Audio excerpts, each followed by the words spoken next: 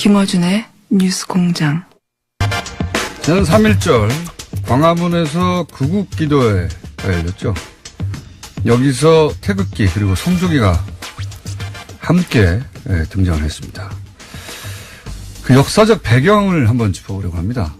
워낙 오래된 이야기고 지금의 눈으로는 이해할 수 없는 광경이기 때문에 역사가 어떻게 된 건지 도대체.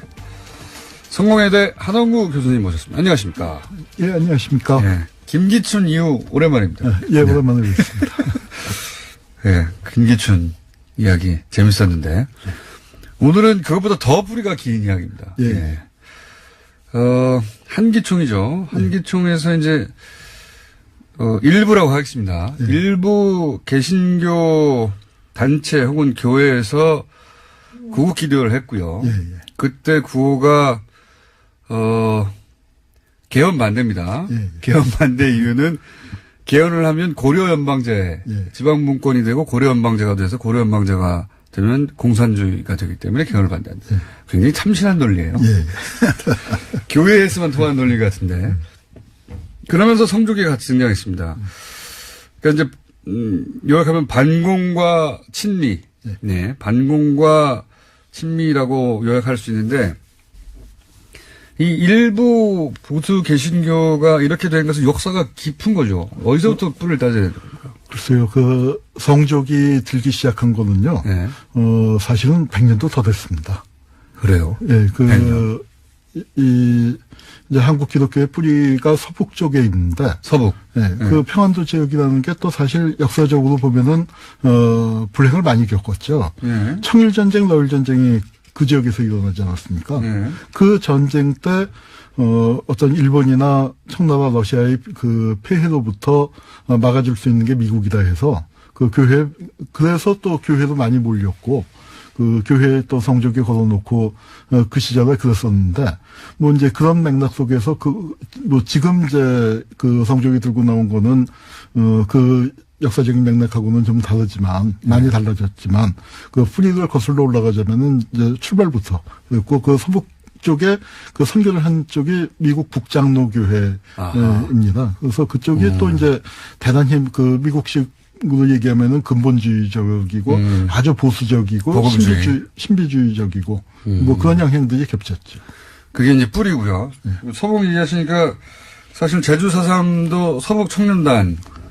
예, 예. 네. 소행이죠, 소행. 예. 아유, 뭐, 제주뿐만 아니라, 예. 여순도 그렇고 한국전쟁 전후의 민간인 학살을 그 조사해 보면은요, 아예 그쪽으로 박사 논문을 쓰신 기독교 목사님이 계세요. 예. 최태용 목사님이라고 감리교 목사님인데, 그분이 쓰신 논문을 그 자세히 보면은 민간인 학살의 주역이라고 알려진 사람들, 뭐, 예컨대, 김정원이라든가, 뭐, 많이 있지 않습니까? 뭐, 장석윤이, 김태선이, 뭐, 조병옥, 뭐, 이렇게 등등 그 주요 사건에서 거론되는 인물들, 다 기독교인들입니다.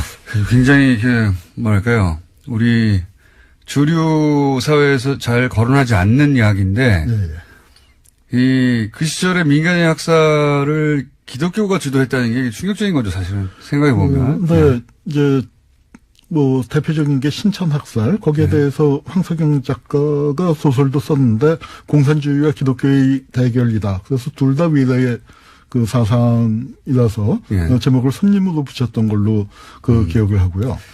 이 부분이 사실은 그 국가폭력의 핵심인데, 그러니까, 뭐랄까요, 그 기독교가 이제, 선택받았다 하는 선민의식이 있죠. 그 다음에 그 선과 악의 대결. 그렇죠. 그 다음에 세계관 자체가. 예수님과 또 사탄의 대결. 이런 식으로 가기 때문에 정말 자신들의 행동에 대해서 거리낌이 없고 무엇을 해도 다 정당화하는 그 독특한 이 정신세계를 갖고 있는 거죠. 시대 지시니까요. 예. 자, 다시 거슬러 올라가서 애초 한국 개신교가 이제 미국에서 들어왔기 때문에 예, 미국의 영향은 어쩔 수가 없는데 그런데 이제 친일파 이제 약간 시간을 건너뛰어서 친일파들이 청산되지 않고 살아남기 위해서 그 미국 쪽에 붙었고 그래서 당시 미국의 최대 아젠다가 반공이었고, 예. 그래서 이제 반공을 목숨처럼 내걸기 시작했다, 보수 예. 자체가. 친일파하고 연결해서 설명하면 또 어떻습니까? 예, 사실 이제 신사 참배를 강요했으니까 예. 기독교 입장에서는 일본 제국주의로부터 엄청난 상처를 입은 것인데 우상 숭배를 강요했으니까요. 예. 근데 이제 안타깝게도 모든은 아니고 대부분의 우리가 흔히 얘기하는 주류 기독교 쪽에 다 친일의 길로 들어섰습니다. 그 당시 그랬습니까? 예, 예. 그래서 역사가 그래요? 역사가 그래요. 그래서 네. 이제 아주 우스운 사례가 하나가 있는데 네. 해방 후에 우리 기독교계 아주 대표 지도자의 한 분이었던 분으로 전필순 목사라는 분이 계신데 그분이 초기에는 독립운동을 했었어요. 초기에는. 네, 초기에는. 그러다가 이제 친일을 하면서 창씨 개명을 했는데 예. 창씨 개명을 한 것만 갖고는 제가 뭐라고 하지 않습니다. 너무나 많은 사람이 너무나 많은 사람이 있기 때문에. 그런데 창씨명을 들여다보면은 정말 뒤로 자빠질 만한 이름이 있는데 이분은 창씨명을 뭐라고 했냐면 평강미주예요. 평강미주. 그러니까 미 대륙을 평정하라. 미 대륙을 평정하라. 네, 이름 자체를 그렇게 지었습니다. 그런데 미국이 들어와서 이 친일 목사님들을 다 끄라는 거죠. 그래서 그 당시에 이제 어떤 지식인이 뭐라고 비유했냐면은 미국이 친일파들에 대해서 보인 태도, 유명한 얘기 있지 않습니까? 그들은 영어로 했을 때 프로잡이 아니라 프로잡이다. 자기 직분에 충실했을 뿐이다. 그러면서 이제 껴안았더니. 프로잽이라고 하는 건 재패니스. 예. 친일을 한 게 아니라. 프로잡. 예. 자기 직분에 충실했을 뿐이다. 이렇게 얘기한 걸 보고, 이런 이제 분위기를 보고서 미륵보살이 울고 갈 정도의 자비심을 친일파에게 베풀었다. 이렇게 얘기했습니다. 그렇군요. 미국 입장에서는 이제 통치를 하는데. 예. 파트너가 필요했죠. 예, 통치를 하는데 미국에 의해서 심어진 종교, 예. 미국 입장에서 보자면 예. 종교. 그래서 이제 영어를 하는 사람도 제법 있었고, 예. 선교사들이 있었기 때문에 그 당시에 그렇게 미국인들과 친했던 사람들이고, 예. 그 사람들이 친일파라 하더라도 자기들은 이제 일본을 이겼으니까 일본은 관심이 없고, 그래서 그 사람들을 등용하게 되는 거 아닙니까? 그러니까 이제 논리가 이거죠. 그러니까 친일을 했던 사람들은 민족의 이익이 아니라 자기들의 이익을 쫓은 사람들인데 왜 일본을 숭배했느냐? 일본이 힘이 세는데 미국은 일본보다 더 세니까. 그러니까 우리 말을 들을 것이다. 게다가 영어도 잘하고 미국식 사고방식도 나름 알고 있고 기독교 갖고 있고. 그래서 이제 이 사람들에게 물적 토대를 갖춰 주기 시작을 하는데 크게 보면은 우익 세력을 만드는 게 일본인들이 갖고 있었던 자산을 적산이라고 해서 했고 그렇죠. 그거는 우파 민족주의자들도 이거는 조선 사람 전체의 재산이다. 이제 이런 방향으로 가는데 미국 입장에서는 그러면은 우파가 없지 않습니까? 그러니까 이 자본의 거의 대부분이 국유화 내지는 공유 사회화되어 있으면요. 그러니까 그걸 쪽에서 개인들에게 나눠줘서 뭔가 지킬 것이 있는 우파 자본가들을 창출해내는데 그게 바로 이제 친일파들을 포섭해드리면서 귀속 재산을 불화하고 만들어 나가는 과정인데 그 적산불화죠. 그 적산불화 과정에서 제일 혜택을 본 게 사실은 북에서 내려온 한국 기독교인데요. 아, 그래요? 그러니까 우리가 이제 보통 꼽는 게 영락교회 꼽지 않습니까? 큰 교회죠. 그 영락교회 그 자리가 뭐냐면은 일본 천리교의 제일 큰 교회당이 있었던 자리고요. 그다음에 조선신학교가 출발한 동자동 거기 이제 성남교회라고도 있었는데 거기도 천리교 자산이고요. 그리고 민주화운동에서 중요한 거점이긴 했지만 경동교회도 거기도 천리교 자산이고요. 그다음에 왜 서북청년단의 근거지가 해방촌 아닙니까? 거기에 해방교회라고 큰 교회 지금도 있습니다. 거기는 일제의 호국신사 자리예요. 그리고 숭의학교가 내려오는데 거기는 경성신사 자리고 뭐 이런 식으로 끌자면 한이 없는데 미 군정이 서북청년단만 지원을 한 것이 아니고 이 북에서 내려온 교회들 있죠. 그것들이 한국에 안착하는데 일본 재산을 친일파 재산이 글로 넘어간 거니 교회로 넘어간 거군요. 그러니까 그거는 사실은 법적으로 따지면은 그 교회의 일본 종교이긴 하지만 천리교이긴 하지만 천리교의 조선인 신자들이 있고 그쪽한테도 넘어가야 할 재산인데 그러니까. 권력의 힘을 빌어갖고 그렇게 해서 이제 동맹 세력들을 만들어낸 거죠. 지금 대형 교회들의 재산이 원래 친일파 재산. 하나님의 은총이었죠. 물론 그걸 받은 당시 예. 교회들 입장에서는 하느님의 은총으로 예. 예. 친일파의 재산이 우리 재산이 되었다. 예. 아, 그 전 몰랐던 이야기인데 그 연결고리가 아주 많군요. 이제 그렇게 돼서 미 군정 입장에서는, 예. 그러니까 메가더 사령부 입장에서는 일본이나 필리핀도 기독교 국가를 만들고 싶어 했는데, 예. 거기는 실패했고, 예. 대한민국은 이게 기독교 국가로서 만들어졌다고 할 수 있는데, 말이죠. 어느 정도 성공했죠? 가령 어느 정도가 아니라 대성공을 거둔 거죠. 교수님 마이크를 좀 더 당겨주십시오. 지금 예. 지금 문자로 예. 예. 예. 알겠습니다. 누군지 교수님이라고 하지 않고 누구라고 그러냐면 예. 전유성 씨 아닌가요? 제가 그렇게 재밌게 했나요?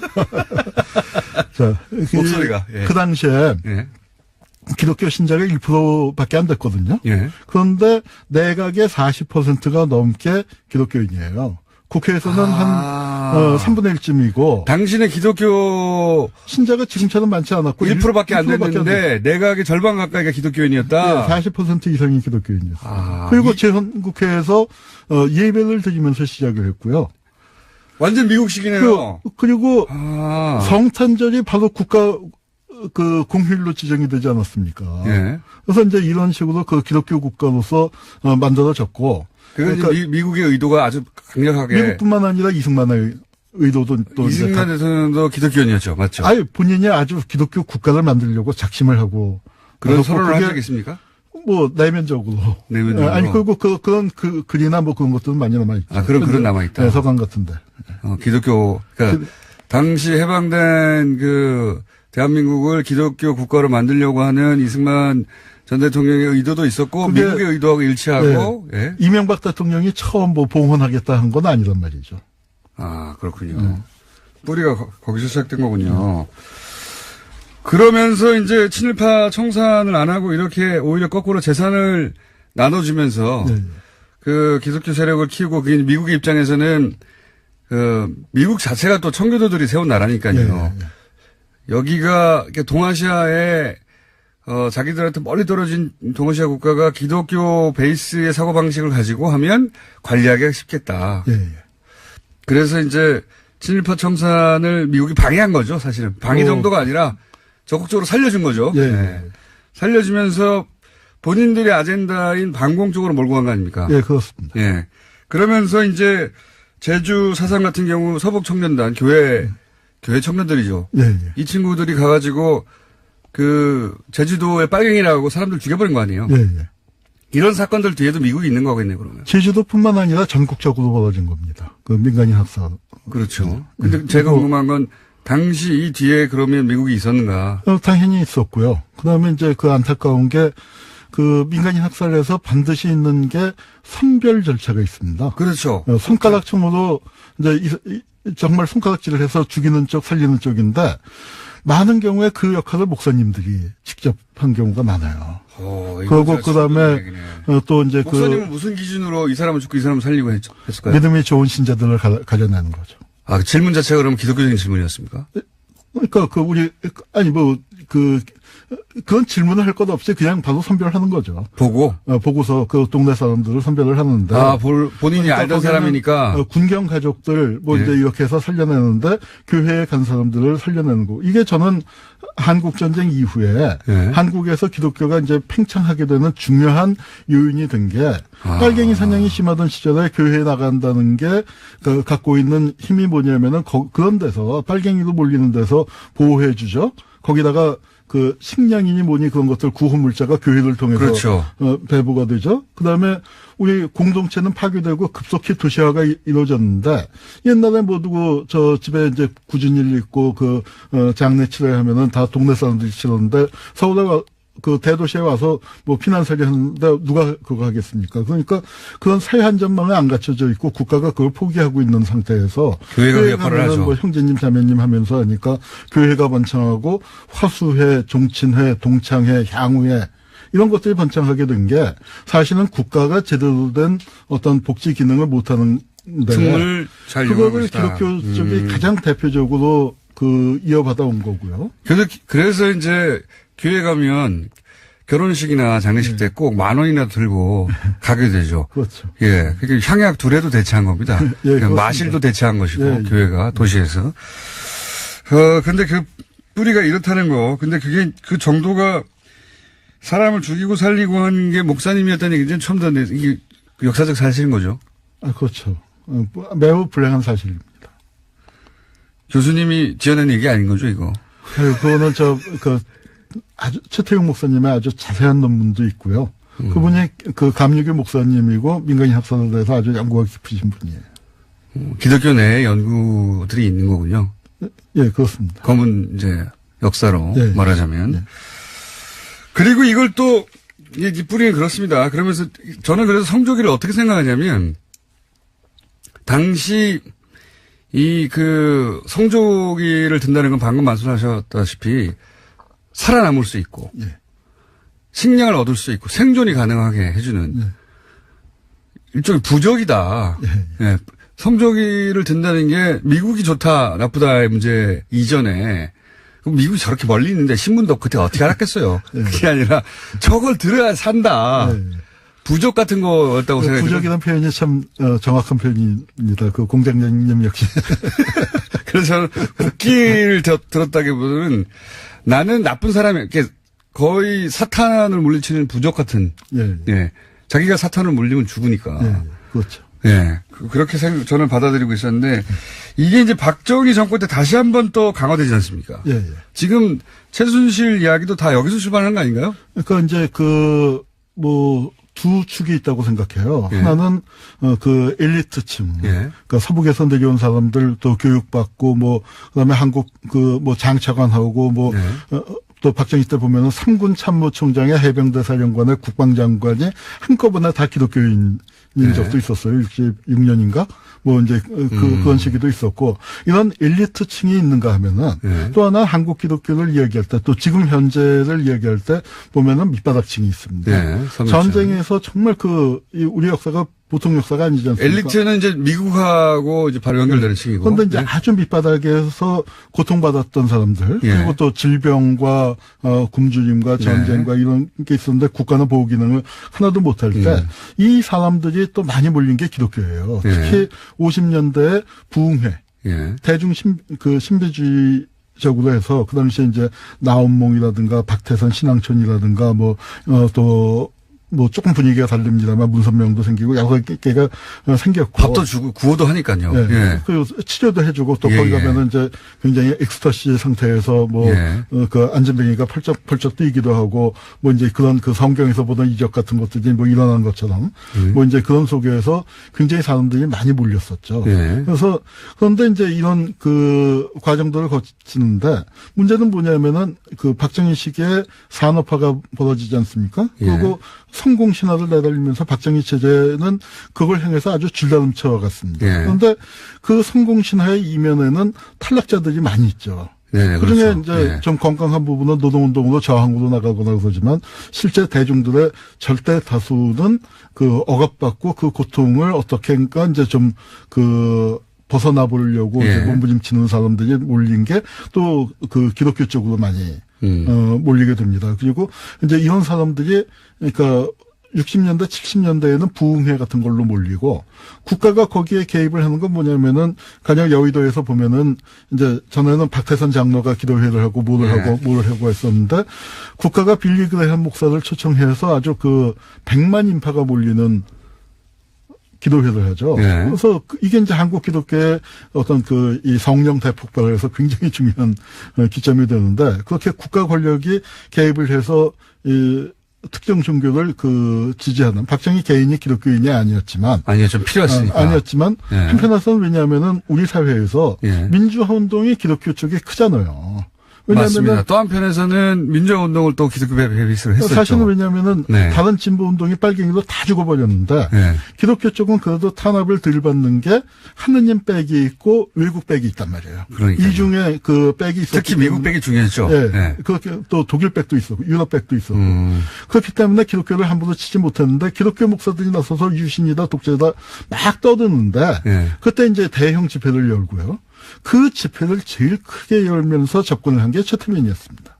그러니까요. 그러면서 인식학에서, 예. 최태민을 중심으로 해서 이제 정권이 기독교를 직접적으로 보수하고 움직이려고 했던 거 아닙니까? 예. 예. 그래서 이제 그 최태민과 민월 기간이 있는데 예. 뭐 최태민을 적극 지원을 했는데 보니까 이게 이제 문제가 심각해지고 박근혜 뒤에서 좌지우지하고 하니까 유신 정권이 기독교를 지원한 건 맞지만 최태민을 그 역할에서 좀 배제시키려고 유신 말기에는 말기에는 이제 노력을 했지만 적어도 이런 그 십자군적인 전통, 예. 그러니까 그 십자군적인 전통을 최태민이 기막히게 이용을 한 게 박정희가 월남에 파병을 할 때 명목이 자유십자군이에요. 반공십자군, 자유십자군. 아하. 그런데 이제 그 월남에서 돌아올 때 파월 장병 그 환영식에서 박정희 뭐라고 얘기하냐면 이제 여러분들은 유신의 십자군이 되라. 그랬더니 최태민이 그거 말을 딱 받아서 구국십자군을 들고 나왔고 네. 제가 구국십자군 그 자료를 이렇게 좀 정리하다가 정말 깜짝 놀란 게 최태민이가 총재예요. 그렇죠. 그런데 거기 단장을 누가 했냐면은 그 강신명 목사님이라고 네. 그 아마 기독교 쪽에서 영향력으로 친다면 한경직 목사 그 다음 간다고나 할까 뭐 하여튼 정말 그 첫 손가락에 꼽히는 그분이 최태민 밑에서 단장을 하시더라고요. 최태민은 목사도 아닌데 사실은. 뭐 목사 안수는 받았습니다. 그 직전까지는 점치던 양반인데. 아니 그게 한국 기독교의 또 특징이기도 해요. 그런데 그게 최태민이 돌출적인 존재가 아니라 네. 그 안에서 대표적이고 가장 성공한 인물이지만 그렇게 주술적인 뭐 샤머니즘이라고나 할까요? 그런 걸 하다가 기복신앙이라고 하죠. 그렇다기는. 확 들어오는 사람들이 무지무지하게 많습니다. 그때 당시에는 특히. 그 중에서 가장 성공적인 분이 아마 조용기 목사님이라고 할 수 있을 거예요. 자, 오늘은 거기까지 가지 말고요. 제가 보기엔 하루에 안 끝날 것 같으니까 최태민 얘기를 조금 더 하자면 왜냐면 지금 말씀하신 건 또 80년, 90년 막 가야 되는데 70년대까지만 해도 오늘 얘기가 충분할 것 같아서 80년, 90년 얘기는 또 한번 모시겠습니다. 아이고, 예. 그러니까 지금 이제 최태민이 그 앞에 이어진 그 미국과의 관계, 반공의 어떤 혹은 뭐 성조기의 부적 같은 역할.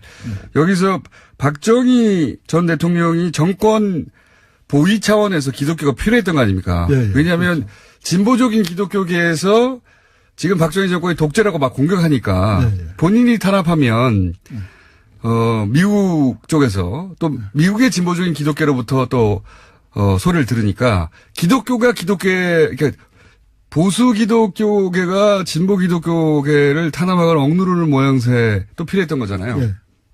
그래서 여기에 발군의 최태민 씨가 발탁이 돼서 군복 입고 하잖아요. 군복 입고. 그거 이제 구국십자군이 그 목사님 100명을 모아서 저 군복 입고 유격훈련 시키고 저 수료식에 박근혜가 가서 손 흔들고 나오고. 그러니까요. 그랬었죠. 지금 상상을 해보시면 그 유명자한 보수 기독교의 목사님들을 다 모아가지고 군복을 입은 다음에 유격훈련을 하죠.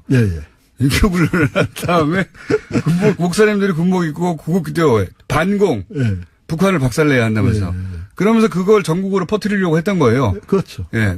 정치적인 조직이죠. 완전히. 대단히 정치적인 조직이고 그 십자군의 전통이 어디까지 이어졌냐면 그러면서 이들을 십자군으로 부른 거죠. 스스로 이제 십자군이라고 했고 그 전통이 어디까지 이어졌냐면 십자군 알바당까지 이어지는 거 아닙니까? 십자군 원정이 댓글 알바. 십자군 원정이 한두 번이 아니잖아요. 계속 이어졌잖아요. 그 정신이군요. 뿌리가 이렇습니다, 여러분. 이게 듣다 보면 조금씩 이해가 가는 거죠.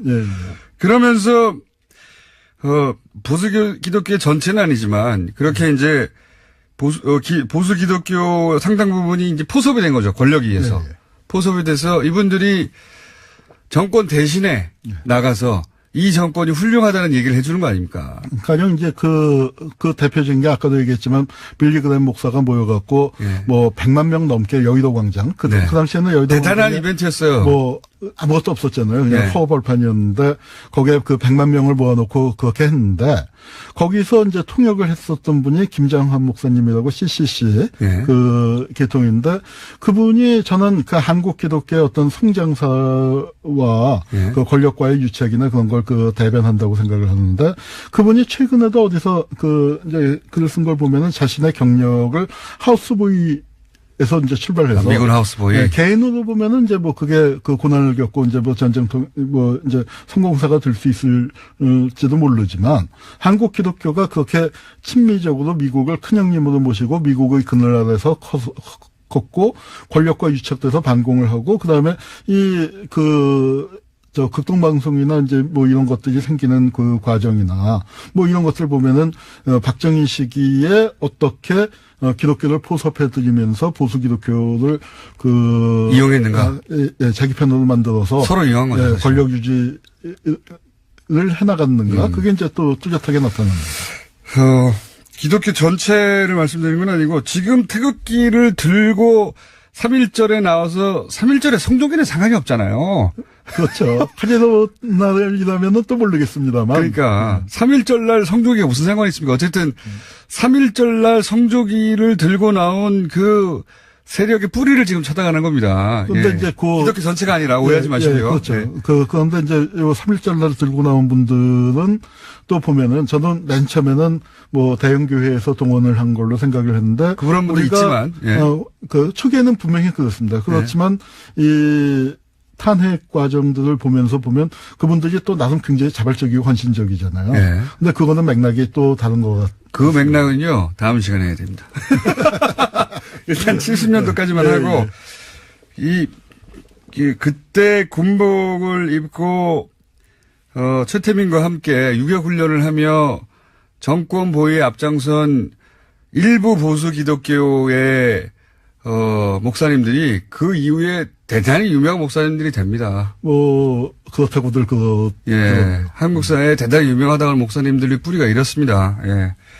다 그런 건 아닌데요. 예. 지금 왜 성조기를 들었나? 일부 개신교에서 그 얘기를 오늘 1절을 했고요. 70년대 이후부터 그러면 70년대, 80년대, 90년대는 또 어떻게 됐는가? 그리고 지금 2016년, 7년, 8년 요때는 또 한번 따로 다뤄보죠. 예, 알겠습니다. 최소 3부작, 네. 예정되어 있습니다. 오늘 말씀 여기까지 듣겠습니다. 지금까지 성공에 대해 아이고 재밌습니다. 한홍구 교수님이었습니다. 감사합니다. 예, 감사합니다.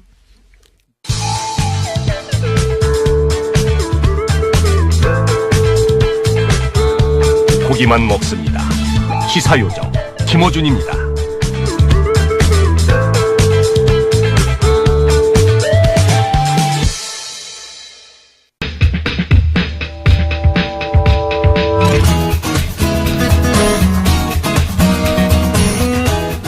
자, 요즘은 인문결 수상보다는 뉴스공장 하청공장장으로 더욱 활약을 하고 계신 임상훈 하청공장장님 나오셨습니다. 안녕하십니까? 네, 안녕하십니까. 하청공장장 임상훈입니다. 장사가 생각보다 계속 잘 되나 봐요? 장사라니요. 언론 장사죠. 미디어를 갖다가 새로운 미디어를 개척하고 있는데 네. 장사가 생각보다 잘 되나 봐요. 그죠? 예, 뭐 많은 분들이 격려해 주시고 많이 들어주시고 하니까 잘 되고 있습니다. 그래요? 아직 네. 광고는 없죠? 네? 아직 광고는 없죠? 그건 제가 잘 모르겠어요. 네, 그쪽 분야는 잘 모르겠어요. 예, 제가 관심을 안 가져가지고. 예, 아직은 없겠지만 조금 더 올라와야 됩니다. 조금 더. 네. 조금 더. 아직은 모자라다. 하지만 신나셨어요, 보니까. 네네, 그럼요. 활기가 넘치고요, 요즘은. 일부러 마지막 거는 끌어가지고. 그렇진 않다니까, 자꾸. 하천 공장장으로 연결하려고 하는. 그렇지 않습니다. 그런 내밀한 수작이 계속 방송 중에. 공장장님이 계속 끄시는 것 같은데. 자, 오늘은 제가 그래서 시간을 평소보다 한 3, 4분 더 길게 뽑았습니다. 과연. 네. 끌 수 있을 것인가. 네. 자, 그럼 시작해볼까요? 한 주간 국제 뉴스 좀 먼저 정리를 좀 해볼게요. 앞에서 이제 트럼프 대통령의 고관세 행정명령 얘기, 저도 이제 방송 들으면서 왔는데, 네. 무역전쟁이라고 말을 해도 될 만큼 전 세계가 지금 어떻게 보면 미국을 하나를 놓고 좀 굉장히 협공을 하는 그런 양상이 되고 있어요. 뭐 우리나라 언론에 많이 보도가 됐었죠. 유럽에서 몇몇 품목에 대해서 미국산 품목에 대해서 오토바이 청바지 이런 거 보복 관세를 부과하겠다. 리바이스에 관세 때리겠다 이런 식으로 표현했죠. 그렇죠. 예, 리바이스 할리 데이비슨 또 그다음 이런 버번인가요? 그 위스키 회사. 위스키. 예. 그러니까 유럽에서 잘 팔리는 미국 제품들. 네. 예. 그 몇몇 톡톡 찍어가지고 이제 검토 중이다 이렇게 하니까는 트럼프가 거꾸로 또 다시 이야기를 했었죠. 유럽산 자동차에다가 할 수도 있다. 그러니까 물론 트위터를 통해서 얘기를 했습니다만은 그런 사실이 그 유럽 언론들에서도 굉장히 지금 톱 뉴스로 나오고 있고요. 무역 전쟁이죠, 전쟁. 네, 어제 그 유럽 뉴스들이 일면 톱 뉴스로 계속해서 그 무역 전쟁의 가능성을 보도를 했어요. 근데 이제 아까도 말씀을 하시던데, 미국 내부 입장으로 보더라도 그게 과연 미국 국민들한테 유리할까? 그거는 확신이 없잖아요. 그래서 이제 미국 내에서도 이렇게 되면은 다 같이 망한다. 네, 미국이 그러니까. 이기는 게 아니라. 그건 너무 당연한 게. 네. 그렇죠. 말씀하십시오. 예. 저는 얘기를 줄여서. 네. 하청 공장장에서 할 얘기가 되도록이면 없어지도록 만들려고 합니다. 그러니까 전 세계적으로 그 무역이 옛날에 가트해서 요즘엔 이제 WTO까지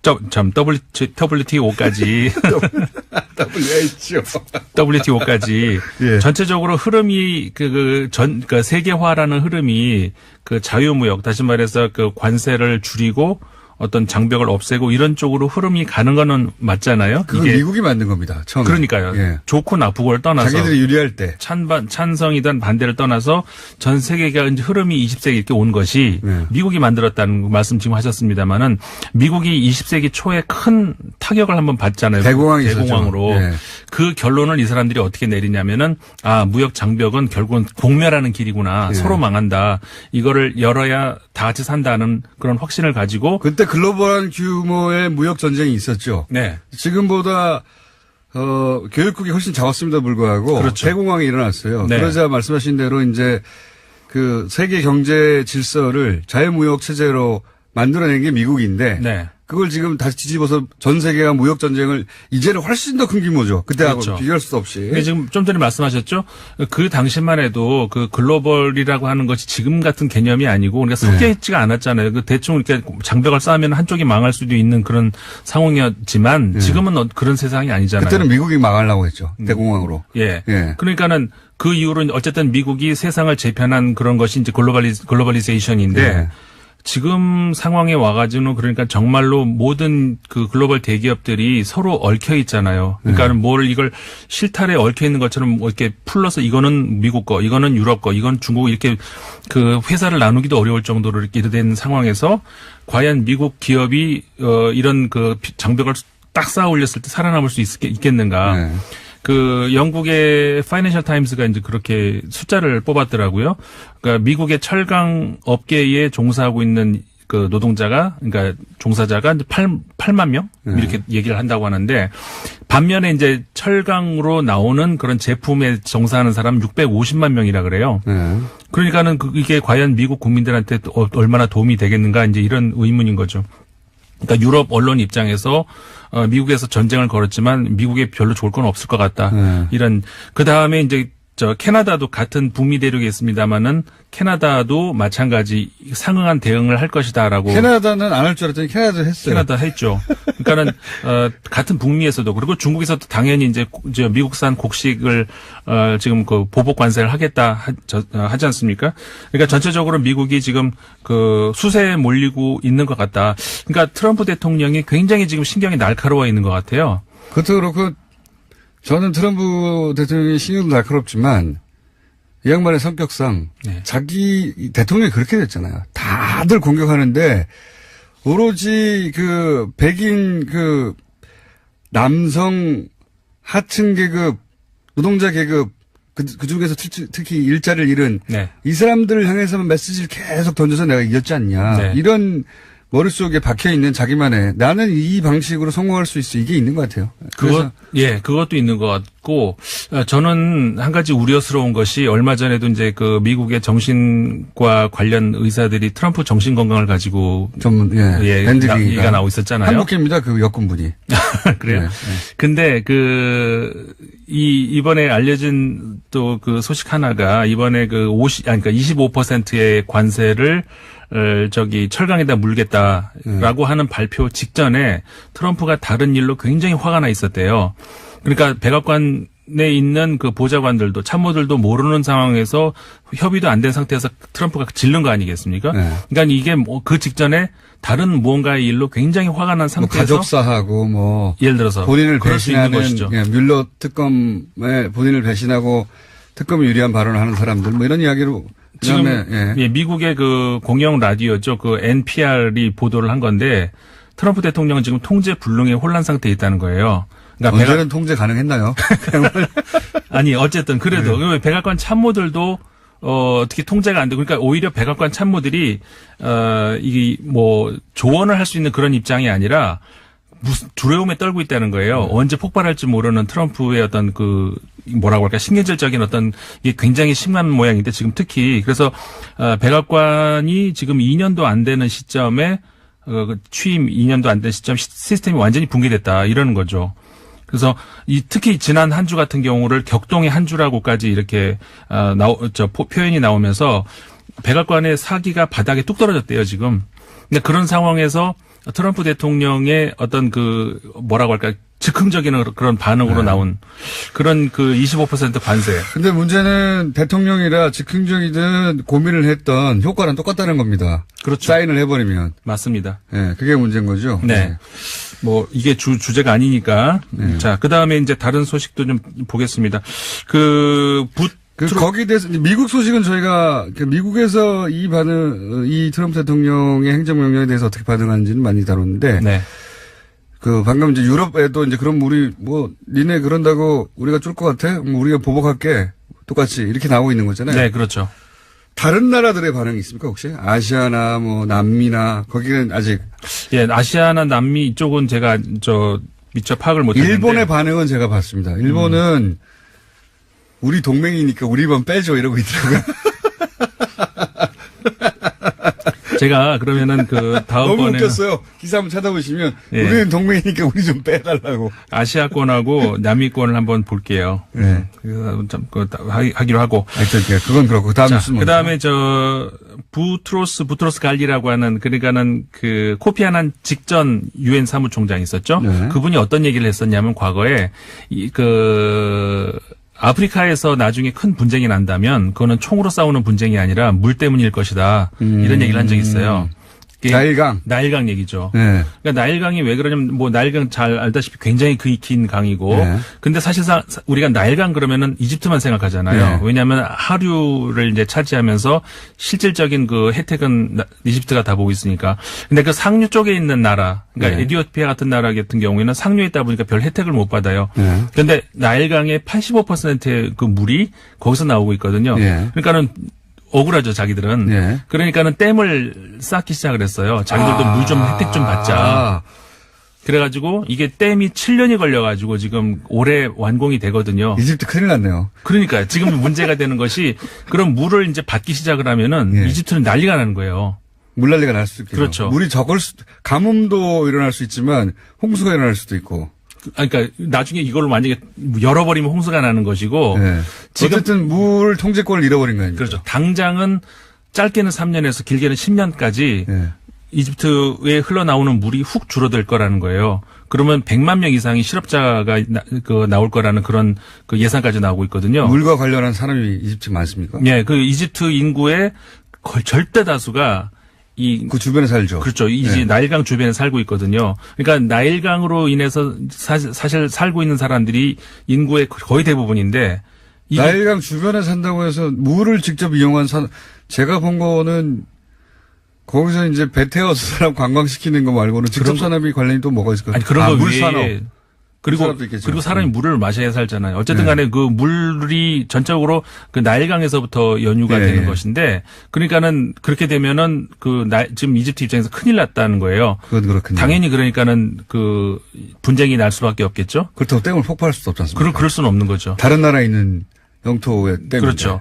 그래서 과거에 아까 말씀드렸던 것처럼 그런 위험한 그 잠재적인 가능성을 예상을 했었는데 이게 급기야 이제 올해 들어서 완공됩니까? 이게 악몽으로 나올 수 있을 것 같다. 완공되는 겁니다. 완공이 이제 올해 되는 거죠. 올해 말이면 완공이 되거든요. 그러면 이집트가 돈 많이 내야 되겠네요. 이집트하고 그래서 에티오피아하고 어떤 지금 그 교섭이 일어날 그다음에 그 옆에 있는 수단까지도 수단도 직접 그 댐이 있는 나라는 아니지만 어쨌든 가까우니까 수단도 물이 부족한 나라거든요. 그러니까는 에티오피아에서 댐을 만들면은 가까운 거리에서 좀 자기들도 좀 싸게 받을 수도 있겠죠. 그러니까 이집트로 그냥 다 흘러내려는 그 경우보다 그렇기 때문에 지금 세 나라가 어떻게 앞으로 이 몇 개월 안에 교섭이 이루어질지 협상이 이루어질지 이게 이집트는 그냥 공짜로 사용하던 거를 이제 막대한 대가를 돈 내고 사용해야 될지도 모르는 대가를 지불해야 되겠네요. 예, 그런 상황이 왔습니다. 잘하면 거기서 전쟁도 나겠는데요. 그러니까 아까 말씀드린 게 바로 그것 때문이에요. 다른 문제가 아니라 물 때문에 싸움이 날 것이다 이런 것이 그런 건데. 자, 그다음에 독일 뉴스인가요? 네, 독일이 드디어 정부 구성이 될 것 같습니다. 연정을 위해서 그 3인당이 당원 대상은 전당원 투표를 했잖아요. 근데 이게 승인이 됐어요. 43만여 명이 대상으로 했는데 한 87% 정도가 유효 투표가 나왔고 그중에서 66% 찬성을 했다고 하니까 독일이 이제 드디어 5개월 만이죠. 5개월 만에 메르켈 정부 4기가 출범을 하게 됐습니다. 그렇군요. 그리고 이탈리아 총선이 있었는데 그 결과가 이제 지금쯤 나왔을 겁니다. 그러니까 출구조사가 나왔을 거예요. 네. 근데 이제 정확한 그 결과는 우리 시간으로 오늘 저녁쯤에 나오는데 오성 운동이 1위를 할 것 같고요. 진짜요? 네. 오.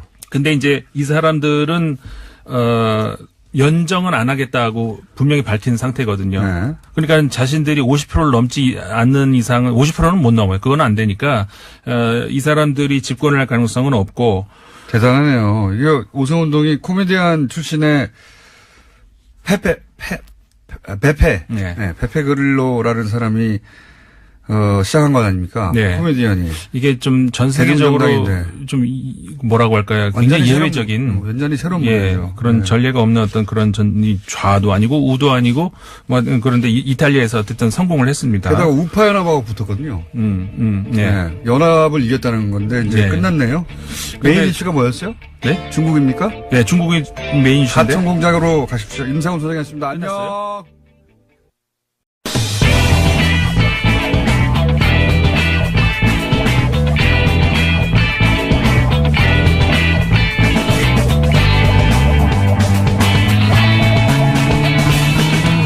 김어준의 뉴스 공장. 지난 3.1절 광화문에서 구국기도회가 열렸죠. 여기서 태극기 그리고 성조기가 함께 등장을 했습니다. 그 역사적 배경을 한번 짚어보려고 합니다. 워낙 오래된 이야기고 지금의 눈으로는 이해할 수 없는 광경이기 때문에 역사가 어떻게 된 건지 도대체. 성공회대 한원구 교수님 모셨습니다. 안녕하십니까? 예, 안녕하십니까? 예. 김기춘 이후 오랜만입니다. 예, 오랜만에 뵙습니다. 예, 김기춘 이야기 재밌었는데 오늘은 그것보다 더 뿌리가 긴 이야기입니다. 예. 예. 한기총이죠. 한기총에서 이제 일부라고 하겠습니다. 예. 일부 개신교 단체 혹은 교회에서 구호 기도를 했고요. 예, 예. 그때 구호가 개헌 반대입니다. 예, 예. 개헌 반대 이유는 개헌을 하면 고려연방제, 예. 지방분권이 되고 고려연방제가 돼서 고려연방제가 되면 공산주의가 되기 때문에 개헌을 반대한다. 예. 굉장히 참신한 논리예요. 예. 교회에서만 통하는 논리 같은데. 그러면서 성조기가 같이 등장했습니다. 그러니까 이제 요약하면 반공과 친미, 네, 반공과 친미라고 요약할 수 있는데 이 일부 보수 개신교가 이렇게 된 것은 역사가 깊은 거죠. 어디서부터 뿌리를 따져야 됩니까? 글쎄요, 그 성족이 들기 시작한 거는요. 네. 사실은 100년도 더 됐습니다. 그래요. 예, 100년. 이제 한국 기독교의 뿌리가 서북 쪽에 있는데. 서북. 예, 그 평안도 지역이라는 게 또 사실 역사적으로 보면은, 불행을 많이 겪었죠. 청일전쟁, 러일전쟁이 그 지역에서 일어나지 않았습니까? 그 전쟁 때, 어떤 일본이나 청나라 러시아의 그 폐해로부터 막아줄 수 있는 게 미국이다 해서 그 교회, 그래서 또 교회도 많이 몰렸고, 그 교회에 또 성적에 걸어놓고 그 시절에 그랬었는데 뭐 이제 그런 맥락 속에서 뭐 지금 이제 그 성적이 들고 나온 거는 그 역사적인 맥락하고는 좀 다르지만 많이 달라졌지만 그 뿌리를 거슬러 올라가자면은 이제 출발부터 그랬고 그 서북 쪽에 그 선교를 한 쪽이 미국 북장로교회입니다.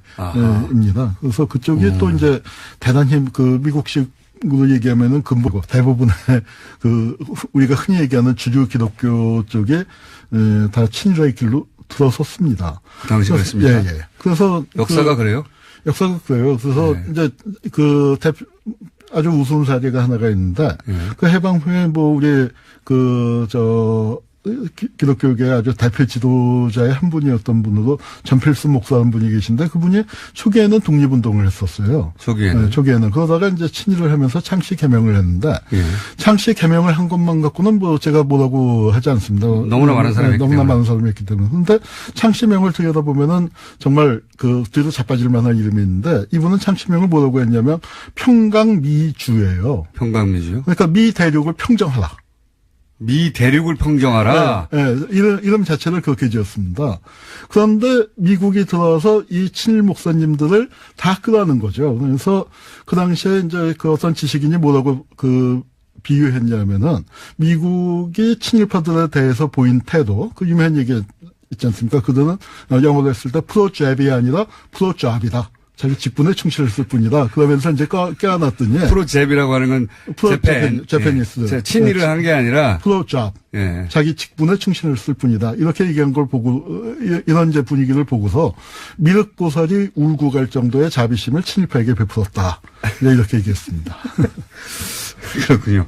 미국 입장에서는 이제, 통치를 하는데. 예. 파트너가 필요했죠. 예, 통치를 하는데, 미국에 의해서 심어진 종교, 예.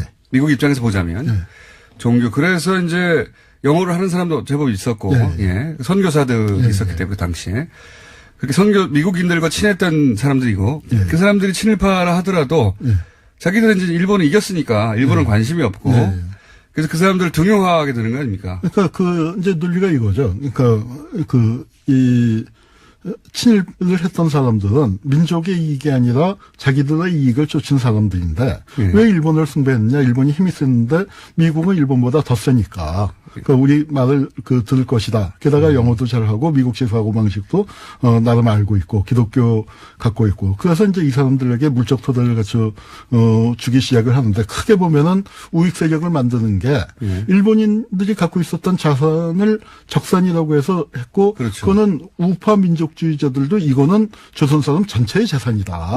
이제 이런 방향으로 가는데 미국 입장에서는 그러면은 우파가 없지 않습니까? 그러니까 이 자본의 거의 대부분이 국유화 내지는 공유 사회화되어 있으면요. 그러니까 그걸 쪽에서 개인들에게 나눠줘서 본주의적이고 아주 보수적이고 신비주의적이고 뭐 그런 영향들이 겹쳤죠. 그게 이제 뿌리고요. 서북 얘기하시니까 사실 제주 4.3도 서북 청년단. 네. 소행이죠, 소행. 예. 아유, 뭐, 제주뿐만 아니라, 여순도 그렇고 한국전쟁 전후에 민간인 학살을 조사해 보면은요, 아예 그쪽으로 박사 논문을 쓰신 기독교 목사님이 계세요. 최태용 목사님이라고 감리교 목사님인데, 그분이 쓰신 논문을 자세히 보면은 민간인 학살의 주역이라고 알려진 사람들, 뭐, 예컨대, 김정원이라든가, 많이 있지 않습니까? 장석윤이, 김태선이, 조병옥, 이렇게 등등 주요 사건에서 거론되는 인물들, 다 기독교인들입니다. 굉장히, 뭐랄까요. 우리 주류 사회에서 잘 거론하지 않는 이야기인데, 그 시절에 민간인 학살을 기독교가 주도했다는 게 충격적인 거죠, 사실은. 생각해보면. 네, 이제, 뭐, 대표적인 게 신천학살, 거기에 대해서 황석영 작가가 소설도 썼는데, 공산주의와 기독교의 대결이다. 그래서 둘 다 위대의 그 사상이라서, 제목을 손님으로 붙였던 걸로 기억을 하고요. 이 부분이 사실은 그 국가폭력의 핵심인데, 그러니까, 뭐랄까요, 그 기독교가 이제,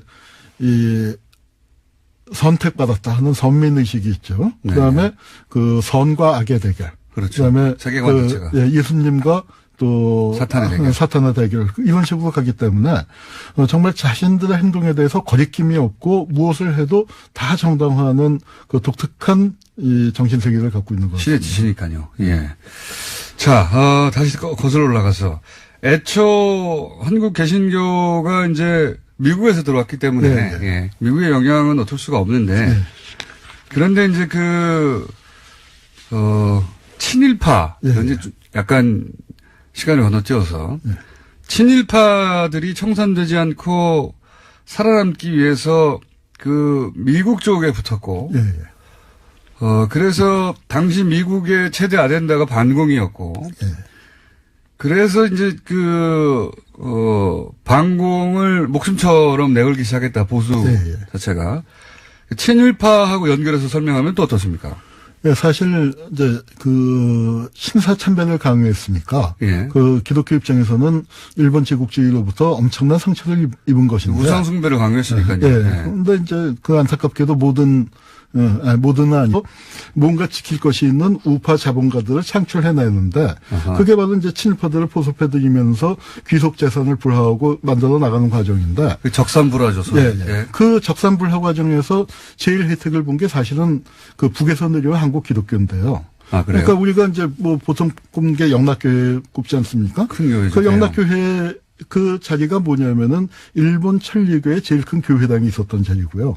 그다음에 그 조선신학교가 그 출발한 동자동 거기 이제 성남교회라고도 있었는데 거기도 천리교 자산이고요.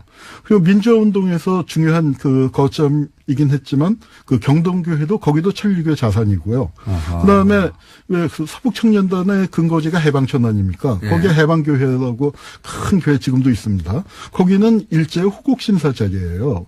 그리고 숭의학교가 내려오는데 거기는 경성신사 자리고 뭐 이런 식으로 끌자면 한이 없는데 미 군정이 서북청년단만 지원을 한 것이 아니고 그 서북청년 이 북에서 내려온 저 교회들 있죠. 그것들이 한국에 안착하는데 일본 재산을 친일파 재산이 글로 넘어간 거니 교회로 넘어간 거군요. 그러니까 그거는 사실은 법적으로 따지면은 그 교회의 일본 종교이긴 하지만 천리교이긴 하지만 천리교의 조선인 신자들이 있고 그쪽한테도 넘어가야 할 재산인데 그러니까. 권력의 힘을 빌어갖고 그렇게 해서 이제 동맹 세력들을 만들어낸 거죠. 지금 대형 교회들의 재산이 원래 친일파 재산. 하나님의 은총이었죠. 물론 그걸 받은 당시 교회들 입장에서는 하느님의 은총으로 친일파의 재산이 우리 재산이 되었다. 전 몰랐던 이야기인데 연결고리가 아주 많군요. 이제 그렇게 돼서 미 군정 입장에서는 그러니까 메가더 사령부 입장에서는 일본이나 필리핀도 기독교 국가를 만들고 싶어 했는데 거기는 실패했고 대한민국은 이게 기독교 국가로서 만들어졌다고 할 수 있는데 말이죠. 어느 정도 성공했죠? 가령 어느 정도가 아니라 대성공을 거둔 거죠. 교수님 마이크를 좀 더 당겨주십시오. 지금 지금 문자로 알겠습니다. 교수님이라고 하지 않고 누구라고 그러냐면 전유성 씨 아닌가요? 제가 그렇게 재밌게 했나요?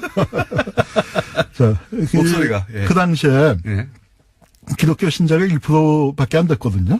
그런데 내각의 40%가 넘게 기독교인이에요. 국회에서는 한 3분의 1쯤이고. 당신의 기독교 신자가 지금처럼 많지 않았고 1%밖에 안 됐는데 내각의 절반 가까이가 기독교인이었다. 40% 이상이 기독교인이었어요. 그리고 재헌국회에서 예배를 드리면서 시작을 했고요. 완전 미국식이네요. 그리고 성탄절이 바로 국가 공휴일로 지정이 되지 않았습니까? 그래서 이제 이런 식으로 그 기독교 국가로서 만들어졌고. 그러니까 미국의 의도가 아주 강력하게. 미국뿐만 아니라 이승만의 의도도 또 이제 이승만 대통령도 기독교인이었죠. 맞죠? 아예 본인이 아주 기독교 국가를 만들려고 작심을 하고 그런 그래서 선언을 한 그게 적이 있습니까? 뭐 내면적으로. 내면적으로. 아니 그리고 그런 글이나 뭐 그런 것들은 많이 남아 있죠. 아, 그런 글은 남아있다. 네, 서간 같은데. 기독교, 그러니까 당시 해방된 대한민국을 기독교 국가로 만들려고 하는 이승만 전 대통령의 의도도 있었고, 그게- 미국의 의도하고 일치하고, 예. 이명박 대통령이 처음 뭐 봉헌하겠다 한 건 아니란 말이죠. 아, 그렇군요. 뿌리가 거기서 시작된 거군요. 그러면서 이제 친일파 청산을 안 하고 이렇게 오히려 거꾸로 재산을 나눠주면서 네. 그 기독교 세력을 키우고 그게 미국의 입장에서는 미국 자체가 또 청교도들이 세운 나라니까요. 예, 예. 여기가 이렇게 동아시아에 자기들한테 멀리 떨어진 동아시아 국가가 기독교 베이스의 사고방식을 가지고 하면 관리하기가 쉽겠다. 예, 예. 그래서 이제 친일파 청산을 미국이 방해한 거죠, 사실은. 방해 정도가 아니라 적극적으로 살려준 거죠. 예. 네. 살려주면서 본인들의 아젠다인 반공 쪽으로 몰고 간 거 아닙니까? 예, 그렇습니다. 예. 그러면서 이제 제주 사상 같은 경우 서북 청년단, 교회 청년들이죠. 예, 예. 이 친구들이 가가지고 제주도에 빨갱이라고 사람들 죽여버린 거 아니에요? 예, 예. 이런 사건들 뒤에도 미국이 있는 거겠네요, 그러면. 제주도뿐만 아니라 전국적으로 벌어진 겁니다. 그 민간인 학살. 그렇죠. 근데 제가 궁금한 건 당시 이 뒤에 그러면 미국이 있었는가? 당연히 있었고요. 그다음에 이제 그 안타까운 게 그 민간인 학살에서 반드시 있는 게 선별 절차가 있습니다. 그렇죠. 손가락총으로 이제 정말 손가락질을 해서 죽이는 쪽, 살리는 쪽인데 많은 경우에 그 역할을 목사님들이 직접 한 경우가 많아요. 그리고 그다음에 또 이제 목사님은 무슨 기준으로 이 사람을 죽고 이 사람을 살리고 했을까요? 믿음이 좋은 신자들을 가려내는 거죠. 아, 그 질문 자체가 그럼 기독교적인 질문이었습니까? 그러니까 그건 질문을 할 것 없이 그냥 바로 선별하는 거죠. 보고? 보고서 그 동네 사람들을 선별을 하는데. 본인이 그러니까 알던 사람이니까. 군경 가족들, 예. 이제 이렇게 해서 살려내는데, 교회에 간 사람들을 살려내는 거. 이게 저는 한국전쟁 이후에 예. 한국에서 기독교가 이제 팽창하게 되는 중요한 요인이 된 게, 빨갱이 사냥이 심하던 시절에 교회에 나간다는 게, 갖고 있는 힘이 뭐냐면은, 그런 데서, 빨갱이도 몰리는 데서 보호해주죠. 거기다가 식량이